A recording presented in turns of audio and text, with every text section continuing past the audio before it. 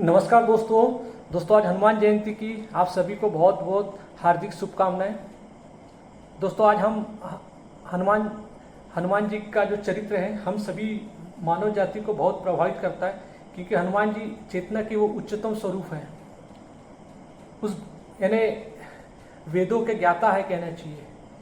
जो हमारे कहना चाहिए वाल्मीकि रामायण जो आती है, यानी रामचरितमानस से पहले जो वाल्मीकि रामायण आती है, उसमें जो वाल्मीकि ऋषि हनुमान जी को जो उनके बारे में बताते हैं कि वो वेदों का ज्ञाता है। इसीलिए दोस्तों हनुमान जी की जो सबसे पहली चौपाई आती है, जय हनुमान ज्ञान गुण सागर, जय कपीस तिन्हि लोक उजागर। दोस्तों ये हनुमान जी की चौपाई है। इसके पहले रामचरितमानस की एक चौपाई है जो हनुमान जी जिस सत्यमुखी की ओर निरंतर बढ़ते रहते हैं और जिनका गुणगान रात दिन करते थे, निरंतर उन्होंने किया सत्यमुखी होकर। उस सत्यमुखी राम, जब तक हम राम को नहीं जानेंगे तब तक हम हनुमान जी को नहीं जान सकते। तो दोस्तों रामचरितमानस की एक बहुत सुंदर चौपाई है, उसको बोलते हैं राम ब्रह्म परमार्थ रूपा, अविगत अलग अनादि अनुपा। तो दोस्तों यहाँ पर हमें समझना पड़ेगा कि राम कौन है। देखो ये चौपाई में स्पष्ट बताया गया कि राम ब्रह्म परमार्थ रूपा। तो राम कौन है? ब्रह्म है, सत्य है, आत्मा है और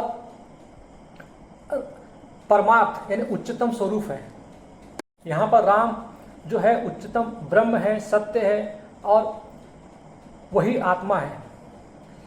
तो दोस्तों और उन्हीं के लिए कहा गया है कि अविगत अलग अनादि अनुपा। तो दोस्तों अविगत का मतलब ही होता है कि मतलब जिसे कोई जाना नहीं, यानी हमारी इंद्रियों के द्वारा जिसको न जान सके उसी को ही अविगत कहते हैं। यानी और अलग होता है कि जिसका कोई लक्ष्य न किया जाए, क्योंकि सारे लक्ष्य प्रकृति में होते हैं। जिसका कोई लक्ष्य नहीं किया जाए, क्योंकि जो अनंत है, निराकार है, निर्गुण है, उसका कैसे लक्ष्य हो सकता है। तो ये यहाँ पे भगवान श्री राम को उस निर्गुण निराकार के रूप में समझाया गया है कि राम ब्रह्म परमार्थ रूपा, और उन्हीं के बारे में किया गया है कि अविगत, कि जिनके बारे में उनके बारे में कुछ नहीं जाना जा सकता, क्योंकि उनका कुछ लक्ष्य नहीं किया जा सकता। उसी प्रकार दोस्तों उसमें समझाया गया अलख, कि जिसका कोई लक्ष्य नहीं हो सकता। अलख जिसे देखा नहीं जा सकता, जिसे पहचाना नहीं जा सकता। तो वो कौन होता है? जो निर्गुण निराकार होता है, जिसके बारे में हमारा मन कल्पना नहीं कर सकता। दोस्तों उसी प्रकार वो अनादि, यानी जिसका कोई आरंभ है न अंत है, तो वो राम है। और अनुपा मतलब जिसकी कोई उपमा नहीं की जा सकती, यानी राम ही अंतिम सत्य है। तो दोस्तों राम वो है जो चेतना के उच्चतम स्वरूप, जो सत्य है, आत्मा है, ब्रह्म है, निर्गुण निराकार है, वो आत्मा है। तो राम निर्गुण निराकार परम सत्य के रूप में यहाँ पे तुलसीदास जी ने उनका चरित्र किया है। तो दोस्तों अब ये सोचिए कि भगवान राम जो है वो ब्रह्म स्वरूप है, और हनुमान जी कहना चाहिए हनुमान जी क्या है? जय हनुमान ज्ञान गुण सागर, जय कपीस तिन्हि लोक उजागर। तो दोस्तों जय हनुमान ज्ञान गुण सागर मतलब ज्ञान और गुण ये सारे प्रकृति में होते हैं। दोस्तों जब हम प्रकृति बोलते हैं तो प्रकृति मतलब होती है जो हमारे अंदर ही विद्यमान होती है, त्रिगुणात्मक प्रकृति, तम रज सत। तो ये तीनों गुण प्रकृति में होते हैं।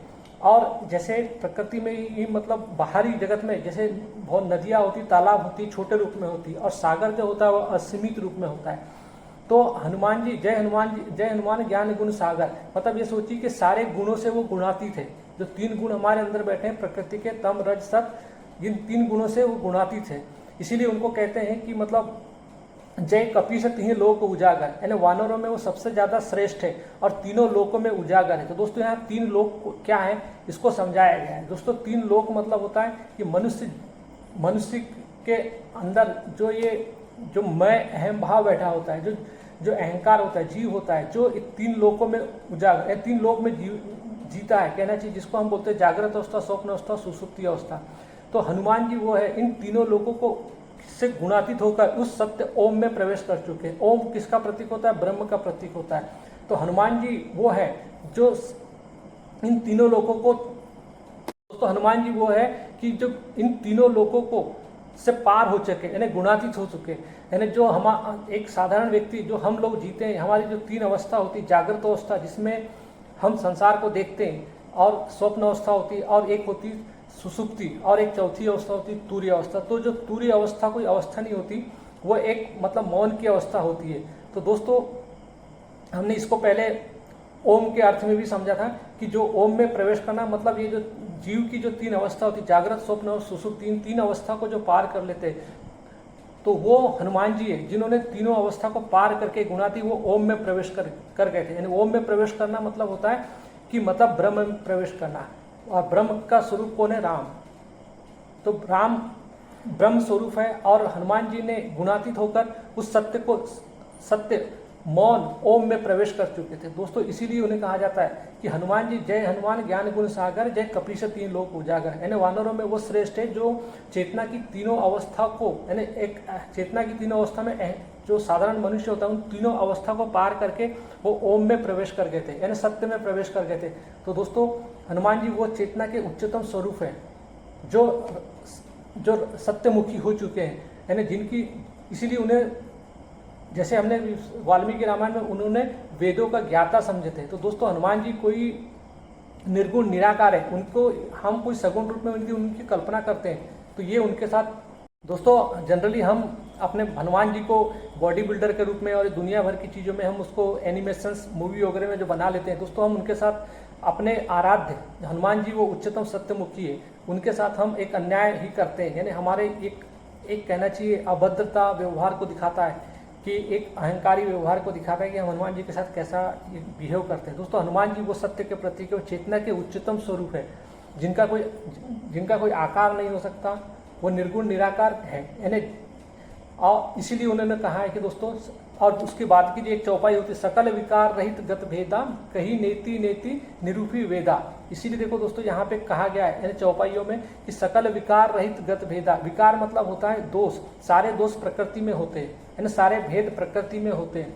और दोस्तों कही नेति नेति निरूपी वेदा, वेदों में हमारे सनातन धर्म का सबसे उच्चतम दर्शन होता है वेदांत दर्शन, और वेदांत दर्शन के सबसे मुख्य पॉइंट होता है कि प्रकृति में जितने गुण हैं उनको जानना, उनकी नीति नीति करना, क्योंकि कोई भी गुण हमेशा निरंतर बदलते रहता है, सत्य नहीं होता। तो जीवन में मुक्ति की ओर बढ़ना है, क्योंकि हम गुणों में जाके चिपकते हैं और हम गुणों से आसक्ति रहते हैं। तो हम यदि गुणों की महत्ता को जान ले कि गुण और विकार जो निरंतर प्रकृति में बदलते रहते हैं और हम उन पे आसक्ति रख के जीवन जीते हैं, तो यही हमारा सबसे बड़ा बंधन होता है और हम दुख भोगते हैं और हम अपने मुक्ति के राह पे आगे नहीं बढ़ पाते। तो दोस्तों हनुमान जी वो सत्यमुखी जो हमें यहाँ पे समझा रहे हैं कि हनुमान जी दोस्तों हमारे अंदर जितने भी जो कहना चाहिए नीति के माध्यम से जितने भी जो हमारे अंदर जो अवगुण होता है, हमको उसकी यानी विवेक के आधार पर नित्य और अनित्य का भेद करके अपनी चेतना को उच्चतम रूप में बढ़ाना, यही हमें ये चौपाई हमें समझा रही है। दोस्तों रामचरितमानस हनुमान चालीसा की एक पंक्ति और आती है, यानी विद्यावान गुणी अति चातुर, राम काज करवे को आतुर। दोस्तों यहाँ पे विद्यावान गुणी अति चातुर, हमने दोस्तों इसके पहले हमने कई बार हमारे उपनिषद में आता है विद्या और अविद्या। तो विद्या और अविद्या क्या होती है कि मनुष्य के जीवन में विद्या उसको बोलते हैं जो आंतरिक जीवन की जो शिक्षा होती है उसको विद्या बोलते हैं, और अविद्या मतलब जो सांसारिक जगत की जो शिक्षा होती है उसको विद्या बोलते हैं। भौतिक मटेरियल पदार्थ या शरीर को जानना ये अविद्या कहलाता है। यानी शरीर जो पदार्थ का जो हम ज्ञान करते हैं, इस प्रकृति का पूरा जो ज्ञान होता है इसको हम अविद्या कहते हैं। भौतिक वस्तुओं का ज्ञान को अविद्या कहते हैं। और विद्या वो होती है जो हम अपने मन बुद्धि चित्त अहंकार विचार भावनाएं इन सब चीज़ों का जो ज्ञान करते हैं दोस्तों, अपना डर भय चिंता लोभ लालच ईर्ष्या घृणा दोस्तों इसको विद्या कहते हैं। तो हनुमान जी वो थे जिन्होंने विद्या और अविद्या इन दोनों के ज्ञान में मतलब उच्चतम अपनी चेतना का निखार कर चुके थे दोस्तों, उच्चतम चेतना को प्राप्त कर चुके थे दोस्तों। इसीलिए आपने देखा होगा कि हनुमान जी मतलब उनको हमेशा ज्ञान के रूप में ही प्रदर्शित किया गया है। तो हनुमान जी कोई गदाधारी या ये कुछ नहीं है दोस्तों। ये हमने दोस्तों हनुमान जी को यदि समझना है और तो हमें अपने हमारे भारतीय सनातन के जो उपनिषद है और वेदांत दर्शन है, जब तक हम इनको नहीं समझेंगे तब तक हमें हनुमान जी समझ नहीं आएंगे दोस्तों। हम हनुमान जी के बारे में किस्सा कहानी और सगुण रूप में हम हनुमान जी को बॉडी बिल्डर के रूप में देखेंगे तो हमारे जीवन में कभी कोई परिवर्तन नहीं आएगा दोस्तों। हनुमान जी उच्चतम चेतना के प्रतीक है, उस सत्यमुखी राम के प्रतीक है, यानी परमार्थ रूपा के प्रतीक है। कहना चाहिए जो हमें ये चौपाई बताती है तुलसीदास जी और वाल्मीकि की कि हनुमान जी ज्ञान गुण सागर जय कपि सतहि लोक उजागर, यानी चेतना की उच्चतम प्रकृति के मंगल को ही हनुमान जी कहते हैं।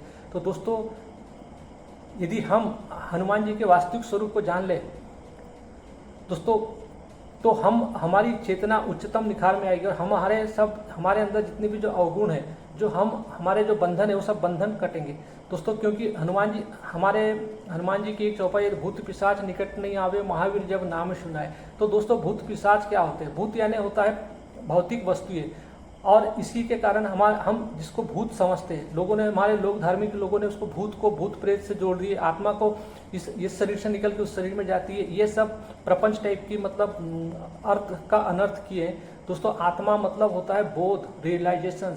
तो हनुमान जी आत्मा यानी बोध स्वरूप है, आत्मा के उच्चतम स्वरूप को ही बोध बोलते हैं। तो दोस्तों हनुमान जी आत्मा के प्रतीक है, यानी सत्य के प्रतीक है दोस्तों।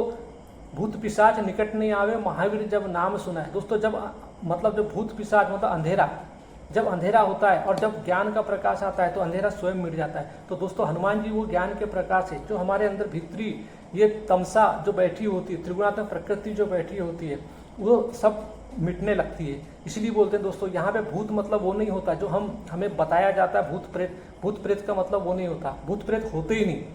भूत प्रेत हमारे मन के अंदर, हमारे अंदर ही एक रेप्टिलियन ब्रेन होता है जिसके अंदर का, और हमारा अंदर एक एमिगडाला ब्रेन होता है जो इवोल्यूशन प्रोसेस से आया है, उसी के कारण हमें भूत प्रतीत होते हैं। बाकी भूत प्रकृति में नहीं होते। हमारे मन का भ्रम ही हमारा सबसे बड़ा भूत होता है, वही सबसे बड़ा अंधकार होता है। तो दोस्तों हनुमान जी वो है, हनुमान जी चेतना के उच्चतम प्रकृति के मंगल है कहना चाहिए। तो जिसने गुणातीत थे, जैसे हनुमान जी कहना चाहिए, जैसे भगवान राम, स्वामी विवेकानंद जी, जितने भी संत महात्मा हुए जिनकी चेतना उच्चतम राम मुखी होगी, यानी सब एक स्वरूप में हो गए। जैसे महावीर जी हो गए और भगवान कृष्ण है, यानी सब जो अपनी चेतना से गुणातीत हो चुके हैं, यानी सब एक हो चुके हैं, सब सत्यमुखी हो चुके हैं। तो दोस्तों उनकी चेतना में कोई भेद नहीं होता, सब एक स्वरूप हो जाते हैं। यानी चेतना की उच्चतम प्रकृति में जाने, सब चेतना के उच्चतम प्रकृति के मंगल को ही शिव कहते हैं, वही हनुमान जी होते हैं, वही राम होते हैं, वही कृष्ण होते हैं। दोस्तों चेतना की उच्चतम प्रकृति ही सत्य कहलाती, आत्मा कहलाती है। दोस्तों अंत में मैं यही कहना चाहूँगा कि यदि हम हनुमान जी को जानना चाहते हैं तो हमें भगवान श्री कृष्ण की गीता पढ़नी पड़ेगी, क्योंकि गीता में वेदांत दर्शन पूरा आया है, उपनिषद पूरे हैं, और जब तक हम वेदांत उपनिषद नहीं पढ़ेंगे तब तक हनुमान जी को हम समझ नहीं पाएंगे। और हनुमान जी को समझने के लिए हमें राम को समझना पड़ेगा। राम सत्य के प्रतीक है, और हनुमान जी निरंतर कहना चाहिए सत्यमुखी होकर। दोस्तों हनुमान जी ने कभी भी भगवान निस्वार्थ भावना से भक्ति की और भगवान राम को पाया, यानी सत्य की ओर गए। निस्वार्थ भावना, लंका में हनुमान जी के साथ रह के गुणगान किए उन्होंने, एक भी लंका से एक भी चीज उन्होंने उठा के नहीं लाया। दोस्तों कभी भी कोई अपेक्षा नहीं की कि भगवान राम मुझे कुछ देंगे, कुछ उनको देंगे करके।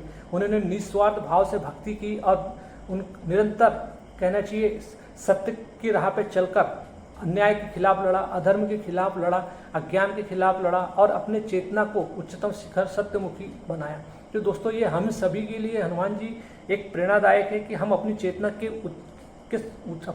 को उठाए, ज्ञान स्वरूप को उठाए, आने वाली अपनी पीढ़ियों को हनुमान जी का वास्तविक स्वरूप बताए कि हनुमान जी कोई गदाधारी नहीं, हनुमान जी वास्तविक चेतना की प्रकृति के सबसे उच्चतम स्वरूप के प्रतीक है, जो हमें उनकी शिक्षा से, उनकी चौपाइयों को अपने जीवन में आत्मसात करें और हम सत्य की राह पे बढ़े। दोस्तों यही हनुमान जी जयंती का सबसे बड़ा महत्व है, क्योंकि हमें चेतना से पैदा होना है।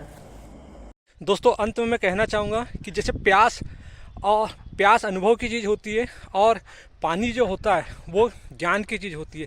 कि जो प्यास है उसको पता होना चाहिए कि किस पानी से उसकी प्यास बुझेगी, नहीं तो हम पानी पीते हैं लेकिन कभी भी हमारी प्यास नहीं बुझती। दोस्तों उसी प्रकार भक्त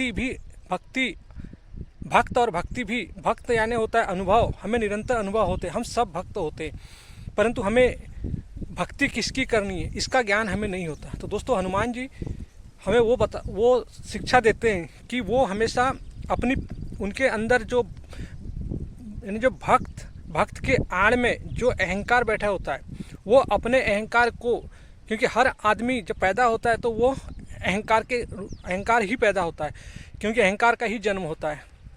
तो दोस्तों, जो अपने अहंकार को जान जाता है, समझ जाता है और वो निरंतर अपने स्वयं को जानने के लिए आत्मज्ञान अर्जित करता है, आत्मावलोकन, आत्मचिंतन से, तब वो सत्यमुखी होकर, यानी उस सत्य राम की ओर होकर निरंतर आत्मज्ञान करता है। और निरंतर सिर्फ और सिर्फ उनके पास सिर्फ एक ही सत्य होता है, राम, उसके अलावा कोई सत्य नहीं होता। तो दोस्तों, हमारे जीवन में यदि हम सिर्फ सत्य की ओर जाए, न कि मेरे सत्य की ओर जाए। हनुमान जी के पास मेरा सत्य नहीं था, हनुमान जी के पास सिर्फ सत्य था।